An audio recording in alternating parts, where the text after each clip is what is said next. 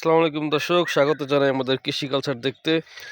বন্ধুরা, এসেছি মাদারীপুরের কালকিনিতে আমার একটা খামার দেখতে, খামারে কাজ করতে। এখনো সকাল হয়নি। এর মধ্যে আমার এই যে কুকুরটা আমার সাথে খেলা করছে। এই যা যা যা যা যা, শরীর চাটাচাটি করছিল, যা ভালো লাগছিল না আমার, তাই এটাকে তাড়িয়ে দিচ্ছি। দেখুন, সূর্যের আলো ফোটে নাই এখনো, সকাল 6টার কিছু সময় পর আমি এসেছি আমার খামারে গাছগাছালিতে যত্ন নিতে। গতবার লাগানো মরিচ গাছের ফুল আসতে শুরু করছে, আলহামদুলিল্লাহ। এখন আমি আমার সাবমার্সিবল ডিসি পাম্প দিয়ে খামারটাকে ভিজাবো। প্রথমে ওই অংশটাকে ভিজাবো, ওই পাশে পানি নিব,